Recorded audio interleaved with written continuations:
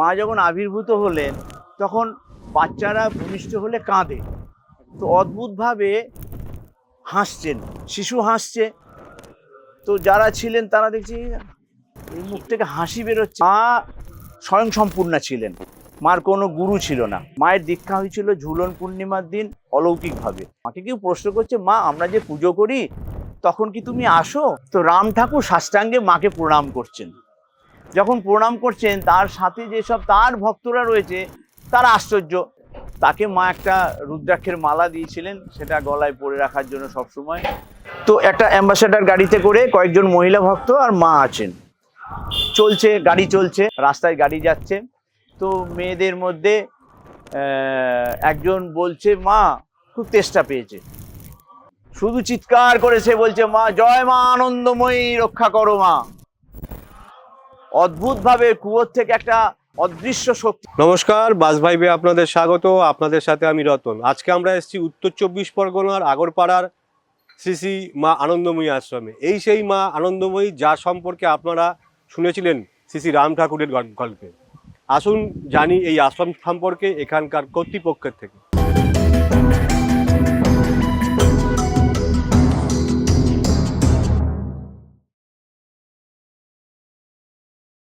পরেশবাবু, আপনাকে আমাদের চ্যানেলের স্বাগত। নমস্কার। আপনার থেকে আমি আগে জানতে চাইবো, মা আনন্দময়ী উনি একজন বড় সাধিকা ছিলেন। ওনার ছোটবেলার যদি ছোট্ট একটু কিছু সম্পর্কে বলেন। মা 1896 সালে 30 এপ্রিল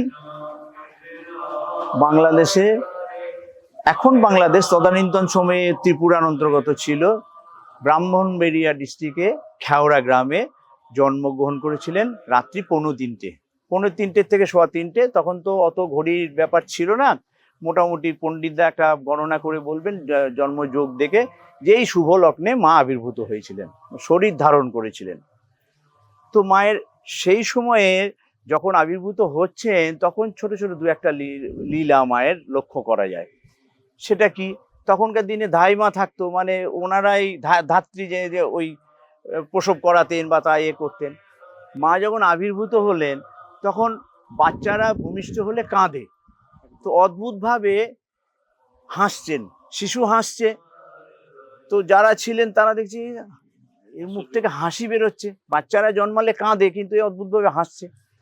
পরে যখন মা বড় হয়েছিলেন, মানে যখন একটু 4-5 বছর বয়স হলো, তখন মার জন্মদাত্রী মা, যিনি গর্ভধারিণী মা মুক্তানন্দগিরি, তখন নাম অন্য ছিল, মুক্তানন্দগিরি জিজ্ঞেস করেছিলেন তুই যখন ভূমিষ্ঠ হয়েছিলিস তখন হাসছিলিস, এই ঘটনাটা বললেন। তখন বললেন হাসবো না, আমি যখন করলাম তখন বেড়ার ফাঁক দিয়ে আম গাছগুলো দুলছিল, ওরা আমাকে আপ্যায়ন করছিল, মুনি ঋষি দেবদেবীদের অনেক লীলা কাহিনী আমার চোখের সামনে ভাসছিল, যার জন্য আমার খুব আনন্দ হচ্ছিল। এটাই ছোট্ট একটা উত্তর দিয়ে গেলেন মা। তো যাই হোক, তারপর থেকে আস্তে আস্তে সেখানে বড় হতে শুরু করলেন। 13 বছর বয়সে বিয়ে হলো। বিয়ে হওয়ার পর শ্বশুরবাড়ি গেলেন। যার সাথে বিয়ে হলো তিনি সেই সময় পুলিশ ডিপার্টমেন্টে চাকরি করতেন। তো বিয়ে হবে তার আগেই কোনো একটা দিন বিকেলবেলা পুলিশ আসছে বলে মা নৃত্য করতে শুরু করলেন। তো ঘটনা তো, মা স্বয়ং সম্পূর্ণা ছিলেন, মার কোনো গুরু ছিল না। মানে পৃথিবীতে যারা ভূমিষ্ঠ হয়েছেন তাদের প্রত্যেকেরই ইষ্টদেবী থাকে, মানে মন্ত্র নিয়ে গুরু করেন, কিন্তু মায়ের কোনো লৌকিক গুরুদেব ছিলেন না। মায়ের দীক্ষা হয়েছিল ঝুলন পূর্ণিমার দিন অলৌকিকভাবে। মা পদ্মাসনে ঘরে বসে আছেন, অদ্ভুতভাবে তার দীক্ষার উপাচার এসে গেল, দীক্ষা হলো। সেটা কি, একটা অদ্ভুত জ্যোতি মার শরীরের মধ্যে প্রবেশ করলো। কোনো শরীরধারী কোনো গুরুদেব এসে মাকে মন্ত্র দেননি। তো এটার অর্থ, আমরা সাধারণ মানুষ, তো মা অনেকবার অনেক প্রশ্নের উত্তরে ভক্তদের কাছে বলেছেন যে পূর্ণ ব্রহ্ম নারায়ণ। মাকে কেউ প্রশ্ন করছে তুমি কে, তখন তিনি বলছেন যে এই শরীর পূর্ণ ব্রহ্ম নারায়ণ, মানে এর আগে নেই, পরে নেই, যাওয়া নেই, আসে নেই, পৃথিবীর সৃষ্টির আগেও ছিলেন, পৃথিবী চলাকালীনও রয়েছে, ভবিষ্যতেও থাকবে। অতএব এনার কোনো কথায় কথায় বলতেন পাশ ফেরার জায়গা নেই। ভক্তরা আশ্রমের কথা তুললে তিনি বলতেন, বিশ্ব সংসার আমার আশ্রম, এই শরীরের কোনো আশ্রমের প্রয়োজন নেই, সারা সংসারটাই আমার আশ্রম, গাছতলাই আমার আশ্রম। তো এই সাধারণ কথাগুলো সাধারণ, কিন্তু অসাধারণ তার যুক্তি এবং অসাধারণ তার বর্ণনা, সেইগুলো আধ্যাত্মিক চেতনা সম্পন্ন মানুষেরা বলতে পারবে বা বুঝতে পারবে যে উনি কি বলতে চাইছেন। এটা গেল একটা ছোট্ট বর্ণনা। তারপর তো মা আস্তে আস্তে বড় হচ্ছেন, তার অনেক অলৌকিক ক্রিয়া লক্ষ্য করা যাচ্ছে। যেমন ধরুন কীর্তন হচ্ছে, তো অদ্ভুতভাবে তার শরীরের মধ্যে এমন ক্রিয়াকর্ম হচ্ছে, শরীর মানে গোল হয়ে যাচ্ছে, একটা অঙ্গ প্রত্যঙ্গের মধ্যে একটা ভাব লক্ষ্য করা যাচ্ছে। এইগুলো আস্তে আস্তে প্রকাশ ঘটতে শুরু করলো। অনেক সময় দেখা যাচ্ছে যে কীর্তনের মধ্যে মা নাচছেন, ভূমিতে পা নেই, স্পর্শ নেই ভূমির মধ্যে, উনি নৃত্য করছেন হরি বল হরে কৃষ্ণ বলে। এরকম ছোট ছোট লীলা তো ভক্তদের মধ্যে তো নজরে পড়েছেই। এগুলোর মানে বর্ণনা দিতে গেলে তো অনেক অনেক অনেক ঘটনা বলা যায়, যেটুকুনি মোটামুটি মনের মধ্যে এখন আসছে সেগুলো আমি বলি। এটা গেল একটা দিক। তারপর তো সেখানে বাংলাদেশে রমনায় প্রথম একটা আশ্রম তৈরি হয়েছিল 1936 সালে। রমনায় একটা প্রথম আশ্রম তৈরি হলো। তারপর বাংলাদেশ থেকে আসার পর ভারতবর্ষে প্রথম দেরাদুন, বা টোটাল এখন তো 26টা আশ্রম তৈরি হয়ে গেছে মার খেয়ালে। সেগুলো ভক্তদের ইচ্ছাতেই হয়েছে, কিন্তু মা আশ্রমে গেছেন, আমাদের ক্রিয়াকর্ম শিখিয়েছেন, আধ্যাত্মিক চেতনা কিভাবে আমাদের মধ্যে প্রকাশ ঘটবে, কিভাবে তোমরা ধর্মকর্ম পথে চলবে, এইসব সুশিক্ষা তো সবসময় দিতেন। তার কথার মধ্যে অদ্ভুত অদ্ভুত মানে অর্থের প্রকাশ পাওয়া যেত, সেগুলো সবাই সবসময় ধরতে পারতেন না। কোনো হয়তো মহাত্মা এসছেন, তার কাছে মা প্রকাশ ঘটাচ্ছেন যে ছোট বাচ্চি মেয়ে, বাবা তো বাচ্চা মেয়ে, সে হয়তো সেই রকম আধার সম্পন্ন ব্যক্তির কাছেই বলছেন, এমনি লোকে কি বলবে বাচ্চি মেয়ে, মানে একটা পূর্ণ সম্পূর্ণ বা শরীরধারী একটা মানুষ, সে বলছে আমি বাচ্চি মেয়ে, আমি কিছু জানি না বাবা, আমি মেয়ে আর তুমি বাবা। যাই হোক, এসবগুলোর অর্থ অন্য দাঁড়ায়। এটা তো গেলে একটা দিক।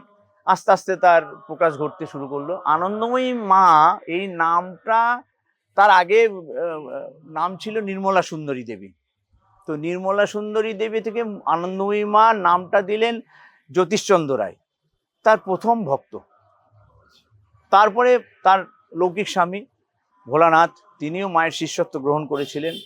অনেক অলৌকিক ঘটনা, অনেক কিছু চোখের সামনে দেখা বা এইগুলোর দেখার পর সেও মার কাছে দীক্ষা গ্রহণ করলেন, শিষ্যত্ব গ্রহণ করলেন, এবং মাকে মা বলে ডাকলেন, পুজো করলেন আনন্দময়ী মাকে। তো আনন্দময়ী মা নামটা দিয়েছিলেন জ্যোতিষচন্দ্র রায়।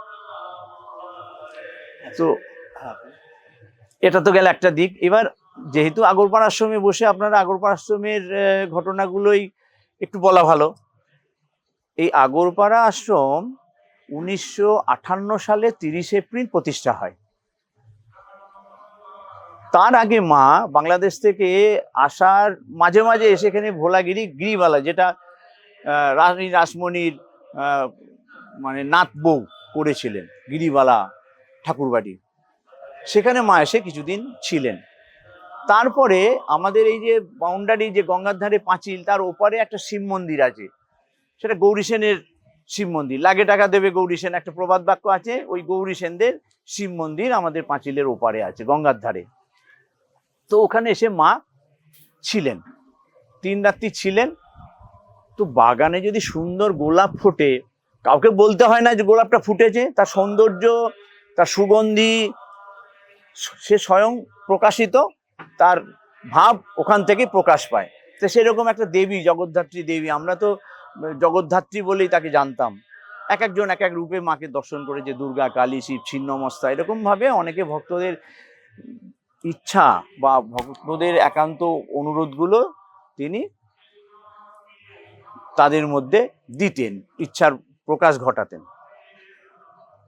তো 58 সালে 30 এপ্রিলের আগের ঘটনা হচ্ছে 56-57 সালে একবার মা এখানে এসেছিলেন ওই কালী শিব মন্দিরে।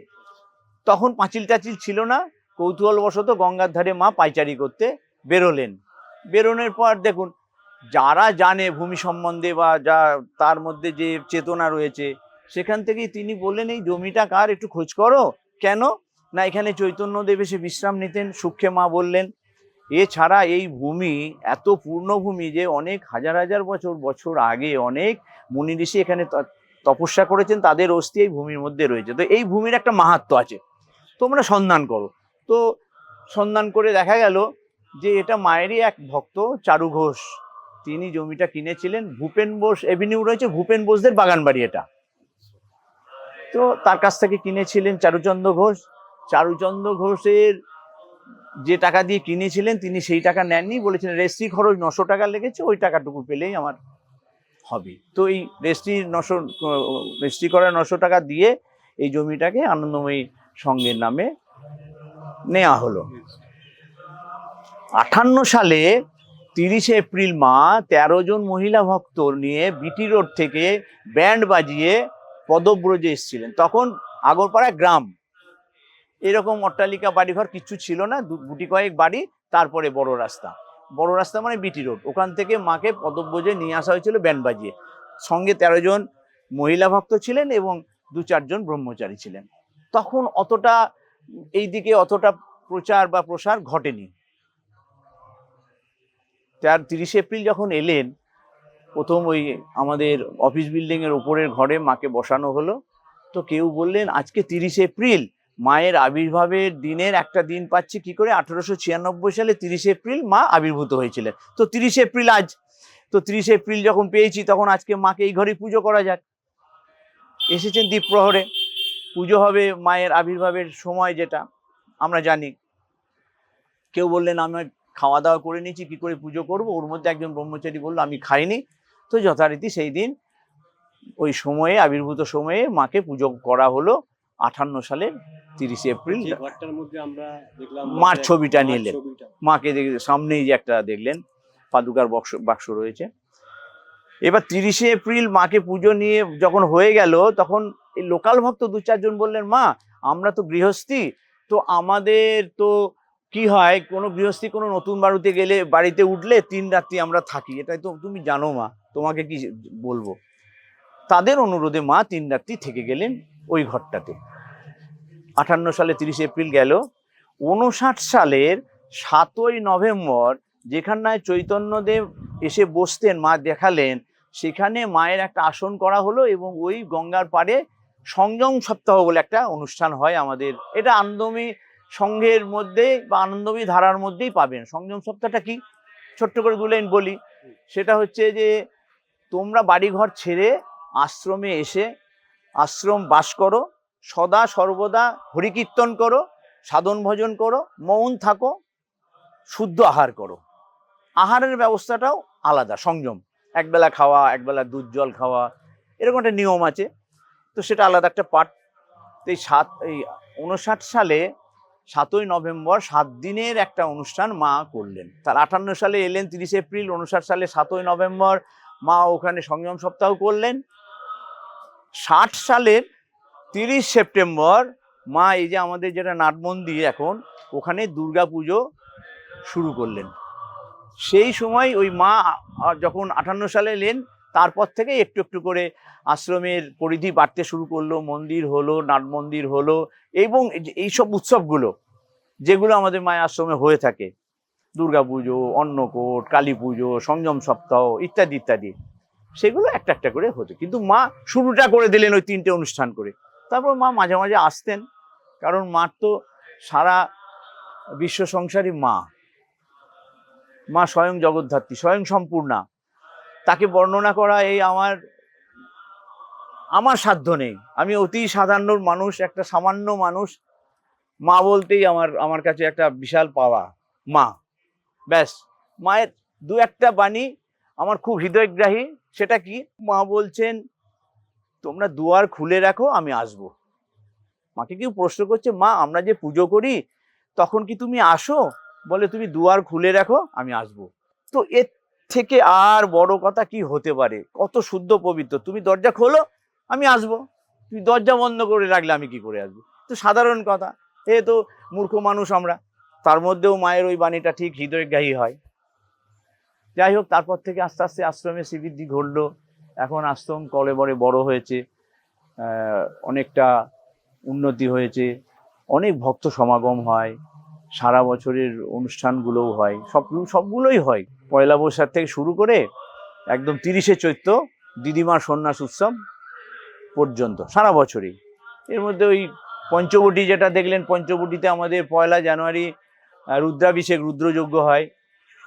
ভাগবত সপ্তাহ হয় সেপ্টেম্বরে রাধা অষ্টমীতে, ওখানে 7 দিনের একটা প্রোগ্রাম থাকে। তারপর দুর্গা পুজো, কালী পুজো, অন্নকূট, লক্ষ্মী পুজো, সরস্বতী পুজো, দোল, শিবরাত্রি, গুরু পূর্ণিমা, এগুলো তো হয়েই থাকে। মাঝে মাঝে দরিদ্রনারায়ণ সেবা, সাধু ভান্ডারা, আমাদের কিছু অ্যাক্টিভিটিজ আছে যেগুলো দুস্থ লোকেদের, ধরুন কিছু মেডিসিন ফ্রি দেওয়া হয়, ডাক্তার চেক আপ করানো, এগুলো মান্থলি একটা করে হয়। এছাড়া সপ্তাহে 2 দিন করে সোমবার আর শুক্রবার 4টে থেকে 6টা একজন ডাক্তার বসেন, অ্যালোপ্যাথিক, হোমিওপ্যাথিক 2 জন আছে। এই হলো এখন আমাদের ক্রিয়াকর্ম মার্কিপাতে। আচ্ছা, আমি সর্বপ্রথম মা আনন্দময়ী সম্পর্কে যদি জানতে পারি, শ্রী শ্রী রাম ঠাকুরের গল্প। হ্যাঁ, এবার রাম ঠাকুর মাকে সাক্ষাৎ ভগবতী বলে, এর কারণটা আপনি বলুন। দেখুন, একটা স্তর থাকে, সেই লেভেলটা আমাদের সাধারণ মানুষের বোধগম্য হয় না। তো তাদের দৃষ্টি যে তিনি কেন ভগবতী বলছেন, এবং শিক্ষণীয় ব্যাপার, রাম ঠাকুর একবার কয়েকজন ভক্ত নিয়ে মার কাছে দর্শন করতে এসছেন। তো রাম ঠাকুর সাষ্টাঙ্গে মাকে প্রণাম করছেন। যখন প্রণাম করছেন, তার সাথে যেসব তার ভক্তরা রয়েছে তারা আশ্চর্য, কেন? তাদের মনে তো ওই ভাবটা রয়েছে, অহং ভাব একটা। কিন্তু যারা ওই রকম উচ্চ স্তরের মানুষ, তাদের মধ্যে কোনো ভেদ থাকে না, আত্মা একটাই, প্রত্যেক এই একটা জায়গায় মিলে যাচ্ছি। তো সেই হিসাবে উভয়কে ভগবান ভাবছে। রাম ঠাকুরকে যিনি প্রণাম করছেন, মাকে যখন রাম ঠাকুর প্রণাম করছেন, মাও তাকে বাবা বাবা বলে আপ্যায়ন করছে, তাকেও তিনি প্রণাম জানাচ্ছেন। তো অনেক প্রশ্নের উত্তরও তারা পেয়ে গেল ভক্তরা, যে কেন আমাদের গুরুদেব মাকে প্রণাম করছেন এবং মাই বা কেন করছেন, প্রণাম করছেন। এই হলো একটা মানে ছোটখাটো বর্ণনা। এটা নিয়ে আলোচনা করতে গেলে অনেক সময়ের ব্যাপার থাকবে। আশ্রমে আসলে দেখার মানে যারা ভক্তরা আসবে তাদের এখানে দেখার জায়গা রয়েছে। ধরুন আমাদের এখান থেকে ধ্যানপীঠটা 1995 সালে বুদ্ধ পূর্ণিমার দিন প্রতিষ্ঠা হয়েছিল। মায়ের একটা প্রস্তর মর্মর মূর্তি আছে, এটা বুদ্ধ পূর্ণিমার দিন বাৎসরিক পুজো হয়। এছাড়া সংযম সপ্তাহ এই ধ্যানপীঠের মধ্যে হয়। তারপরে আসুন গোমাতাদের সেবা হয়। ওখান থেকে ওই গোমাতাদের গোবর থেকে ওখান থেকে গ্যাস তৈরি করে তারপরে মার ভোগে কাজে লাগানো হয়। তারপরে আসে যজ্ঞশালা যেটা দেখছেন, সেটা ভাগবত সপ্তাহ হওয়ার পর শেষের দিন, মানে অষ্টমী থেকে শুরু হয়, তাকে পূর্ণিমায় গিয়ে ওটা যজ্ঞ হয়। এটা আমাদের বাৎসরিক প্রোগ্রাম, ওটা প্রত্যেক বছর হবে। রাধা অষ্টমী থেকে শুরু করে পূর্ণিমা পর্যন্ত ভাগবত শেষ হলে ওখানে গিয়ে যজ্ঞটা হয়। তারপরে আসুন মূল মন্দিরে প্রথমে দিদিমার মূর্তি, মানে মার গর্ভধারিণী মা, তার মূর্তি। তারপরে ভোলানাথ, লৌকিক স্বামী হিসাবে ভোলানাথকে আমরা ভোলানাথ ভাবে জানছি, কিন্তু ভোলানাথ নামটা মাই দিয়েছিলেন।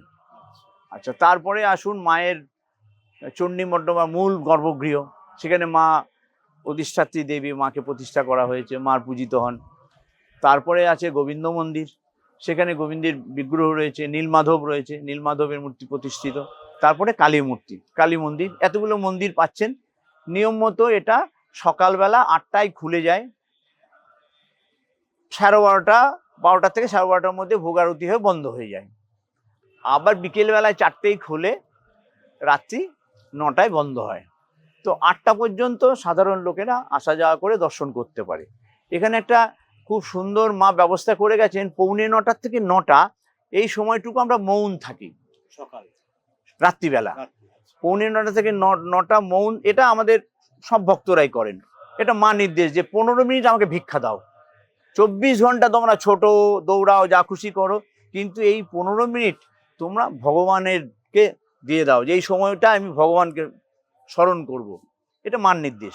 তো মৌনটা হয়, এটা আপনি সচরাচর সব জায়গায় হয়তো দেখতে পাবেন না। এটা একটা মার তৈরি করা নিয়ম। এটা গেল। তারপরে আপনি গঙ্গার দিকে যান, পঞ্চবটী, ওখানে পঞ্চানন শিব এবং 5টা বৃক্ষ প্রতিষ্ঠিত।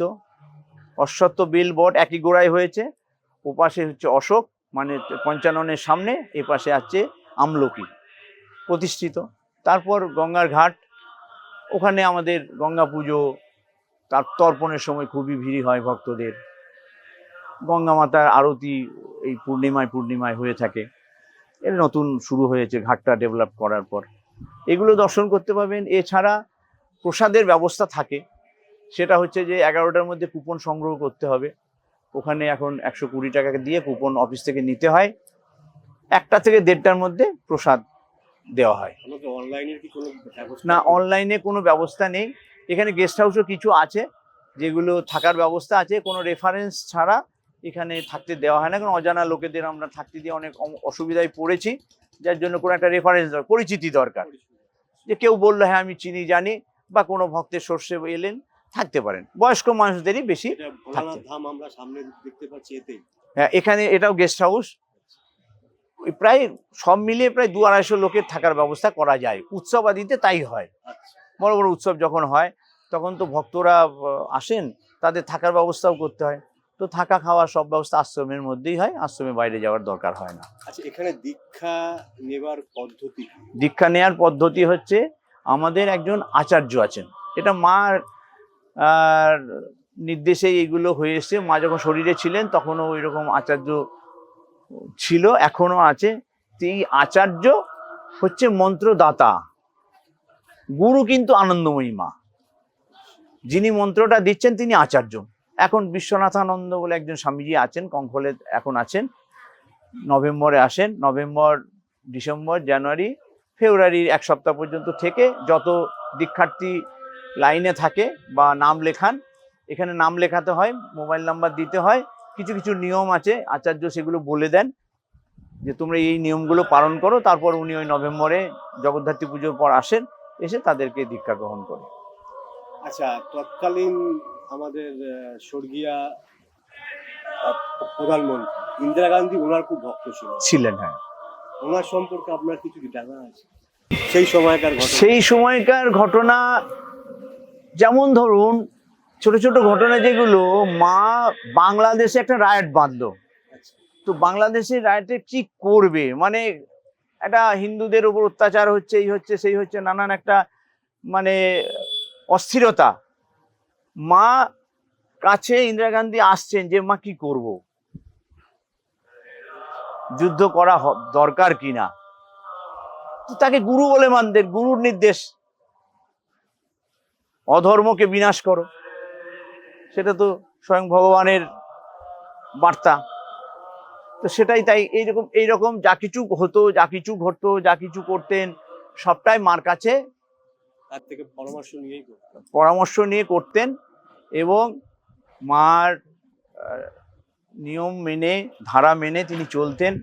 মা অন্ত প্রাণ। তাকে মা একটা রুদ্রাক্ষের মালা দিয়েছিলেন, সেটা গলায় পরে রাখার জন্য সবসময়। তাকে যেদিনকে পৃথিবী থেকে তা সরিয়ে দেয়া হলো, দুষ্কৃতীরা সরিয়ে দিলেন, দুর্ভাগ্যবশত মার মালাটি সেদিন তার গলায় ছিল না। এটা তো সারা বিশ্ববাসী জানে, সেই খবরটা সবসময় ছাপাও হয়ে, সব কাগজেই ছাপা হয়েছিল। এটা তো আপনারা সবাই জানেন। তো ইন্দিরা গান্ধী এত একটা বড় মাপের মানুষ ছিলেন, তিনি শিষ্যত্ব গ্রহণ করেছিলেন যার কাছে, তো তার বর্ণনা আর তো আমি সামান্য মানুষ হয়ে কি দেব। আচ্ছা, মায়ের লীলা কথা আপনি স্টার্টিংয়েই শোনাচ্ছিলেন, কিছু আরো ওনার জানা আপনার ঘটনা? অনেক ঘটনা, অনেক। ছোট্ট একটা একটু বলি। মা কয়েকজন ভক্ত নিয়ে রাজস্থানে কোন এক ভক্তের বাড়িতে যাচ্ছেন। তো একটা অ্যাম্বাসেডার গাড়িতে করে কয়েকজন মহিলা ভক্ত আর মা আছেন। চলছে, গাড়ি চলছে, বৈশাখ মাস, প্রচণ্ড তপ্ত গরম, বালু, ওখানে তো রাজস্থানে গরমই। রাস্তায় গাড়ি যাচ্ছে। তো মেয়েদের মধ্যে একজন বলছে মা খুব তেষ্টা পেয়েছে। তো কেউ একজন বলছে যে তেষ্টা পেয়েছে তো মা তোমাকে গাড়ির মধ্যে জল কোথা থেকে দেবে? মা তো কিছু বলছেন না, চুপ করে গেল। আবার গাড়ি চলছে, বেশ কিছু দূর যাওয়ার পর মা আঙুল দিয়ে দূর থেকে দেখা, দেখ দেখ একটা কুয়া দেখা যায়। মা বাঙাল ভাষা একটু কথা, দেখ কুয়া দেখা যায়। গাড়ি দাঁড় করা, দাঁড় করা। তো গাড়ি, এরা তখন উৎসাহ করে দরজা খুলে ছুটছে সবাই জল খাওয়ার জন্য। ছুটে গিয়ে দেখে মাঠের মধ্যে, রাস্তা থেকে একটু দূরে, মা তো গাড়ির মধ্যে বসে আছেন, দেখে একটা নতুন কুয়া, তার মধ্যে নতুন বালতি, নতুন দড়ি, আর কুয়া পাড়ে কোন একটা সাদা কাপড় চাপা কেউ একজন শুয়ে আছেন। কেউ শুয়ে আছেন, কিন্তু যারা জল খেতে গেছে তারা অতটা খেয়াল করেনি কে শুয়ে আছে না কে বসে আছে। তাদের তো জলের তেষ্টা, জল তেষ্টার দিকে তাদের মন। জল তুলেছে, তৃপ্তি ভরে খেয়েছে, খেয়ে তারা তো গাড়িতে উঠেছে। গাড়ি আবার শুরু করেছে যেতে। কিছু দূর যাওয়ার পর বলছে, নতুন কুয়া, নতুন বালতি, নতুন দড়ি, কে আবার কুয়া পারে ঘুমায়। ছোট্ট মাল্লীলা। মা কুয়া সৃষ্টি করলেন, জল তৈরি করলেন, বালতি দড়ি সব সৃষ্টি হলো মার খেয়ালে। এদের পিপাসা মিটলো। তো কারো প্রশ্ন, তুই জল চাইছিস, মা এখন জল কোথায় পাবে? তার প্রশ্নের উত্তর এলো, মা সব পারে। যে জল পেল সে জানে, যদি আমার পিপাসাটা যদি প্রবল হয়, আমি আমার ছোট্ট বুদ্ধি থেকে যেটুকুনি পেয়েছি, যদি আমি তৃষ্ণার্ত হই, তাহলে মা চাইলে জল সৃষ্টি করতে পারেন, আপনার তৃষ্ণা মেটাতে পারেন। আপনি চাইলে মাকে, নিজের গর্ভধারিণী মাকে যেমন বলি, মা খিদে পেয়েছে গো, খেতে দেবে, এটা যদি আমি সরল মনে বলতে পারি, মা সেটাও করেন। আর তো অনেক ছোট ছোট ঘটনা আছে। ঘটনা বলে আমরা আপনার থেকে আর একটা ঘটনা বলি। বেনারসে একটা ভাগবত সপ্তাহ হচ্ছে। ভাগবতকার 2-3 দিন ভাগবত মানে বলেছেন। তো তার ওই বেনারসের কাছাকাছি তার এক আত্মীয়ের বাড়ি। তো তার খেয়াল হলো, ভাগবত তো বিকেলে বেলা শুরু হয়, তো আমি একটু পাঠ শেষ করে সেই আমার আত্মীয়ের বাড়ি দেখা করে পরের দিন এসে আবার ভাগবতে অংশগ্রহণ করব, পাঠ করব।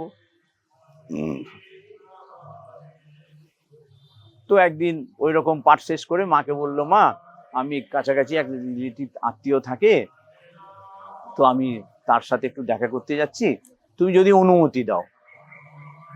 মা বললেন, না গেলেই নয়। মানে বাধা দিচ্ছেন না, কিন্তু কথার মধ্যে একটা কোনো জিজ্ঞাসা চিহ্ন রয়েছে, যেটা মা চাইছেন না হয়তো, যে না গেলেই নয়। বলো, না মা এত দূর এসছি, কাছাকাছি আমার যদি না আসি তাহলে বলবো এখানে এলো, আমার কাছে ঘুরে গেল না, এরকম কি মনে হতে পারে? আমরা সাধারণ মানুষ তাই মনে করব। আচ্ছা, তিনি তো রওনা দিলেন, আত্মীয় বাড়িতে থাকলেন, রাত্রে খাওয়া দাওয়া করলেন, সকালবেলায় খাওয়া দাওয়া করে এবার আবার তিনি আসছেন যে ওই ভাগবত পাঠে অংশগ্রহণ করবেন। তো দেখা গেল গাড়ি আসছে, যখন অ্যাম্বাসাডার গাড়িতে করে ফিরছিলেন, যখন গাড়ি আসছে, গাড়ি রাস্তায় আস্তে আস্তে ওই রাস্তার পাশে একটা গর্ত কাটা হচ্ছিল, কুয়ো তৈরি হচ্ছিল। গাড়ি ব্রেক ফেল করে ওই কুয়োর মধ্যে পড়ে যাচ্ছে। শুধু চিৎকার করে সে বলছে, মা জয় মা আনন্দময়ী, রক্ষা করো মা। অদ্ভুত ভাবে কুয়োর থেকে একটা অদৃশ্য শক্তি, মনে হলো যেন কোনো একটা হাত ও গাড়িটাকে আটকে দিল, এবং গাড়িটা কুয়োর খাঁজে আটকে গেল। গাড়িটা গর্তের মধ্যে পড়লো না, আটকে গেল। তারা তো উঠলো, ফিরলো, কিন্তু ওই পাঠকের মনে তো দাগ কাটলো, এ কে, কোন? সে দেখেছে, সে দেখলো যে গাড়িটাকে কেউ আটকে দিল, এবং উঠে চলে এসছে। যথারীতি গাড়ি পড়েছে, গ্রামের লোক ছুটে ছাটে এসছে, সেই গাড়ি তোলা হয়েছে। অন্য কোনো ব্যবস্থা করে তিনি আবার এই ভাগবত পাঠের অনুষ্ঠানে এসছেন, কিন্তু ততক্ষণে 1 ঘন্টা দেরি হয়ে গেছে। দর্শক আসন ভর্তি, দর্শকরা বসে আছে। যেহেতু আনন্দময়ী মা স্বয়ং রয়েছেন, দর্শক তো হবেই। তিনি দেরি করে এসে তার মন তো তখন ছটফট করছে। উঠে এসেই তার অঝরে কাঁদছে, মাকে প্রণাম করছে। তখন বলছে, আমি ভাগবত মানে ব্যাসাসনে বসার আগে আমি একটা ঘটনা আপনাদের বর্ণনা করে শোনাই। তো মা বলছেন, বাবা থাক না, আগে ভাগবতটা হয়ে যাক, বাবা থাক না। না মা, কাঁদছে, অঝরে কাঁদছে, আর বলছে, না মা, এটা না বললে আমার ভাগবত সম্পূর্ণ হবে না। তিনি সমস্ত বর্ণনা দিলেন। তখন মাকে প্রশ্ন করছে, তুমি কে মা, এত শক্তিধারী তুমি, যে আমি কিভাবে বর্ণনা করবো, কিভাবে বলবো। এই ছোট ছোট লীলা এবং মায়ের এইসব ঘটনা, যেগুলো অনেক আছে, অনেক অনেক ভক্ত এইভাবে স্বয়ং নিজেই পেয়েছে, তারা অনেক অলৌকিকভাবে পেয়েছে।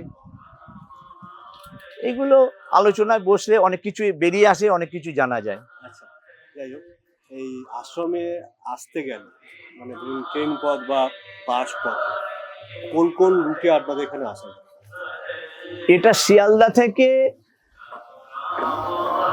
মেল লাইন যেটা, সেখানে থেকে যে কোনো ট্রেন, ব্যারাকপুর, কৃষ্ণনগর, রানাঘাট, লালগোলা, যেসব ট্রেন লোকাল ট্রেনে শিয়ালদা থেকে উঠে আগরপাড়া স্টেশনে নেবে 1 নম্বর প্ল্যাটফর্ম কাউন্টারের দিকে, মানে টিকিট কাউন্টারের দিকে নামলে অটো পাওয়া যায়, অটো বা টোটো পাওয়া যায়। ওখান থেকে ওই অটোতে উঠে আমি আনন্দময়ী আশ্রম যাব বললেই, আশ্রমের একটা কিছুটা দূরে 2 মিনিট 3 মিনিটের পথ, ওখানে মোড়ে নামিয়ে দেয়। ওখান থেকে 2-3 মিনিট হাঁটলেই আনন্দময়ী আশ্রমে আসা যায়। এটা হচ্ছে একটা সহজ রুট। এছাড়া শ্যামবাজার থেকে আসলে অনেক বাস আসছে, যেগুলো ব্যারাকপুর যাচ্ছে, বারাসাত যাচ্ছে। সেই বাসে এসে তেঁতুলতলা, আগরপাড়া তেঁতুলতলা বাস স্টপে নেবে। ওখান থেকে পায়ে হাঁটলে খুব বেশি হলে 7-8 মিনিট লাগবে, কি 10 মিনিট লাগবে। অটো ভাড়া নেয় 10 টাকা, টোটো ভাড়াও ওই 15-20 টাকার মধ্যে। একই নিয়মে আসা। টোটোতে আসলে একদম আশ্রমে ভেতরে ঢুকিয়ে দেবে। ব্যারাকপুর থেকেও আসলেও ঠিক একই ব্যাপার, ওই তেঁতুলতলা, আগরপাড়া তেঁতুলতলা বাস স্টপে নামলে রাস্তার এপার আর ওপার, গঙ্গার দিকে ইলিয়াস রোড ধরে গঙ্গার দিকে আনন্দময়ী আশ্রম বললে সব লোকই দেখিয়ে দেবে। এটা গঙ্গার পাড়ে একটা সুন্দর আশ্রম, একটা মনোরম পরিবেশ, আসলে বেশ মন ভরে যায়। সারাদিন আশ্রমে কাটানোও যায় আনন্দে। রবিবার উদয়স্ত কীর্তন হয়, অখণ্ড জপ হয় প্রত্যেক রবিবার। এছাড়া প্রত্যেক দিন পুজো পাঠ নিয়ম মতো হয়, এবং বিকেলবেলা 4টে থেকে 6টা সোম থেকে শনি এই 2 ঘন্টা সৎসঙ্গ হয়। সেখানে একজন স্বামীজি আছেন আমাদের, তিনি ভাগবত গীতা বা মহাভারত এইসব ধর্মমূলক গ্রন্থের থেকে বর্ণনা করেন। তারপরে যেসব যারা সৎসঙ্গে অংশগ্রহণ করে তারা মায়ের কীর্তন, ভজন, অখণ্ড কীর্তনের যে ধারাটা, হরে কৃষ্ণ নাম, সেটাও হয়। এই সব মিলিয়ে 2 ঘন্টার একটা প্রোগ্রাম থাকে।